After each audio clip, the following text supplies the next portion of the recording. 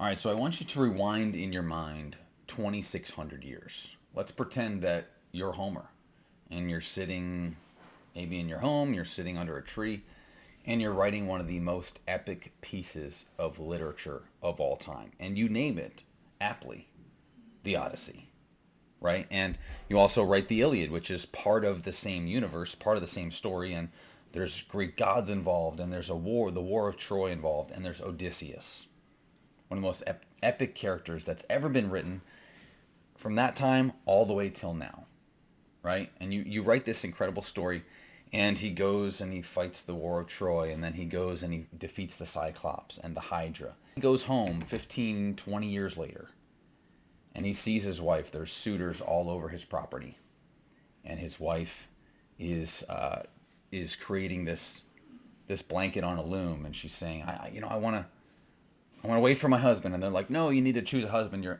Your husband's been dead for years, right? After the war, he never showed back up. Why would he do that? It's because he's dead, right? And nobody's seen from him in a long time. And you're Odysseus, and you show back up, and you look so much different because it's been 20 years, right? You were 25, 30 when you left. Now you're 45, 50 years old. Lots changed. Half your life is gone. And you're mad because all these dudes are trying to get with your wife, and she's been faithful, right? So you do. You have to figure out a way to fight them off.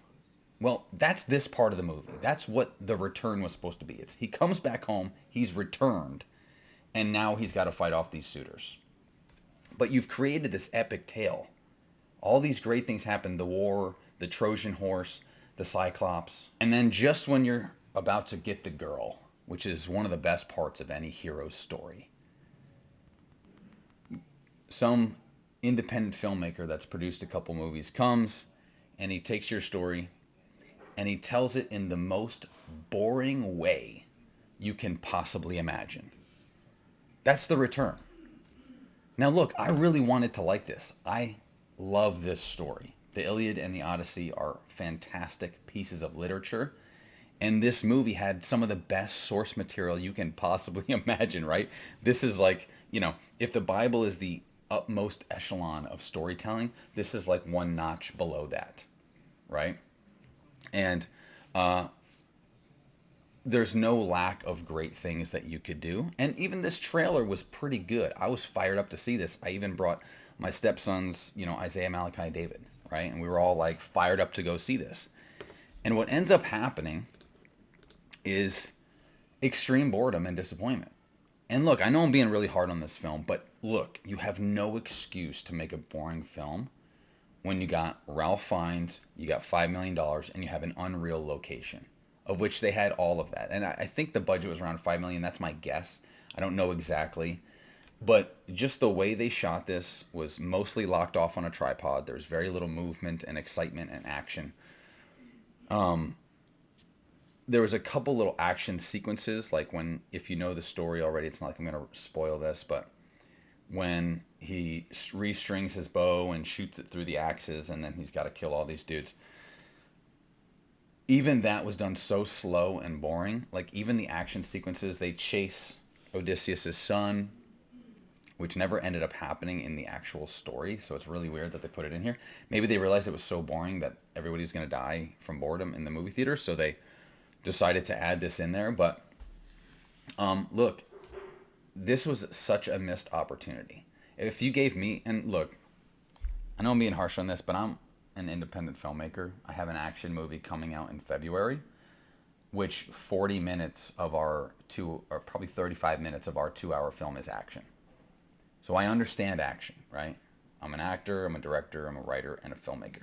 So I have a good perspective on this stuff. Now, we didn't have Ralph Fiennes in our movie. I don't know how much he demanded. I don't know if he asked for $1 million or whatever, but he's an Academy Award hopeful.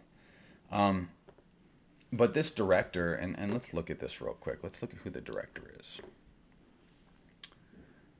Let's go IMDb. This is the old Odyssey. I want to talk about this in a minute, but let's go to The Return.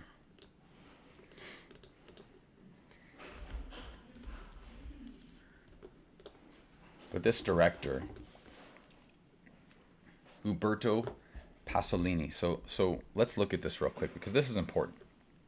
A director changes the whole vision of the film, and he's got one Oscar, nominated for one Oscar, 36 wins, 22 nominations total for awards. So you're thinking to yourself, okay, this is hopeful, right? But then you see The Full Monty, Nowhere Special, Still Life.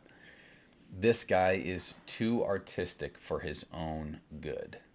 And as a director, he's only done 4 projects. And they're very artsy fartsy, okay? Now, I'm not making fun of that. But what I'm telling you is that sometimes the art gets in the way of good storytelling. And sometimes good storytelling, or not good storytelling, but storytelling gets in the way of the art. So you have to balance those two things.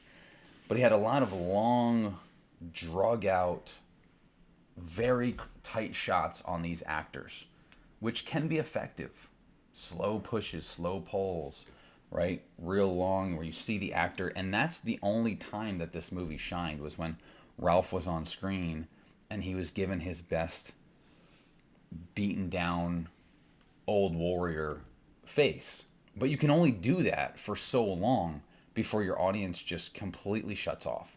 We can only see that face for so long. And what needed to happen in this movie is that Odysseus, or Ralph Fiennes' character, needed to have that moment of, I've been beaten down by war. I show back up on my home island, beaten half to death. He needed to raise up, right? Go through what it takes to get back on his feet, to be the best that he can, and then go dominate in the third act, right? Climax, boom.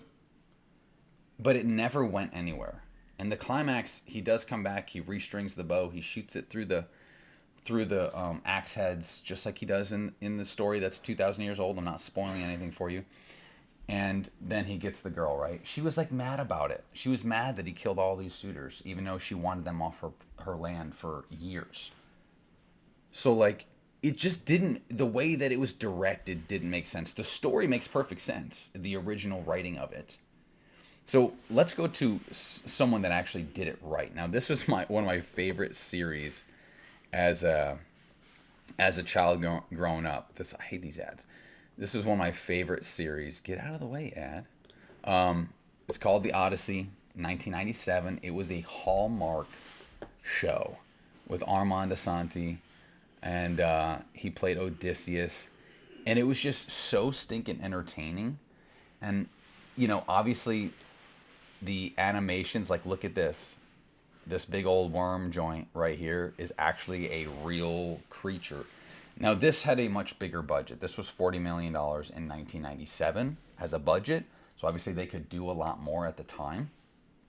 But this was also much longer. This was a several episodes, several hour series versus an hour and 45-minute long movie, or whatever this was. But what they did was they took the best parts and they showed the excitement of it.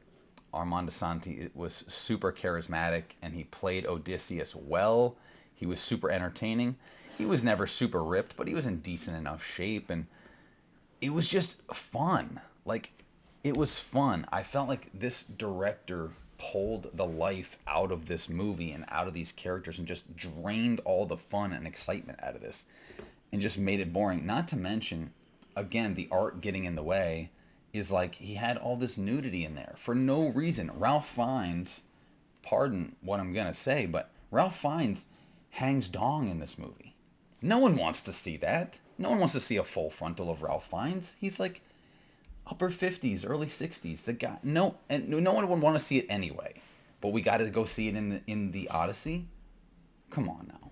And there's multiple scenes that were just inappropriate for you to show. I was embarrassed that I brought my boys, and they're all adults, and I was still embarrassed.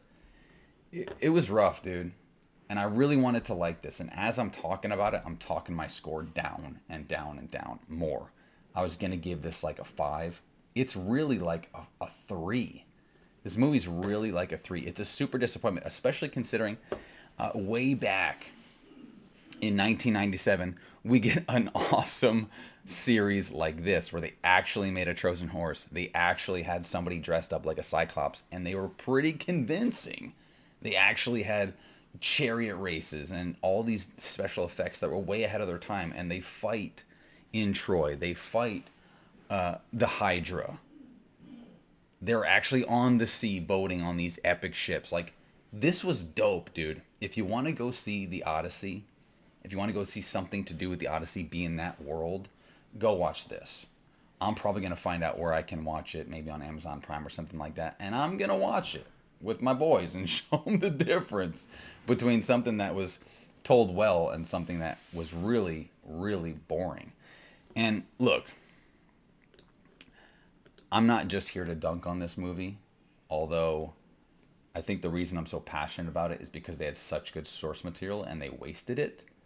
Because there were moments where it could have been good. And I think why I'm so mad is those moments that could have been good, and as it built, there was moments where it built, and it would build for 30 seconds to a minute, 2 minutes, and you're thinking, oh, it's about to go down, it's gonna happen, there's gonna be something interesting. Boom! He would crush it with the hammer of disappointment every time. This was one of the most disappointing movies, and I think that's why I'm so mad about it. I think that's part of the reason the score is so low, because really it's a 4 or 5, but I'm giving it a 3. This is a 2 thumbs down movie. This should have been a 2 thumbs up movie. You you got killer source material. I'm tempted to just go make this movie now again the way that it should have been made. All right, rant is over. I'm sorry, Ralph. You're great. He was the silver lining in this movie, but it was bad. It was really, really bad. It all came down to the director, I think, because everybody else did a pretty good job. The cinematography was fairly competent, although boring, although very slow. It was competent. The lighting was competent.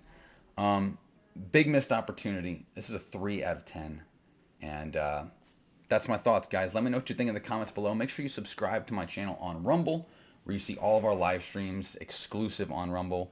We put them on YouTube later, but Rumble's the place to be. Hit the like button here. Comment down below and let me know what you think. Did you see the Odyssey in 1997, which is the one you should really go see? Let me know, and we'll see you in the next one.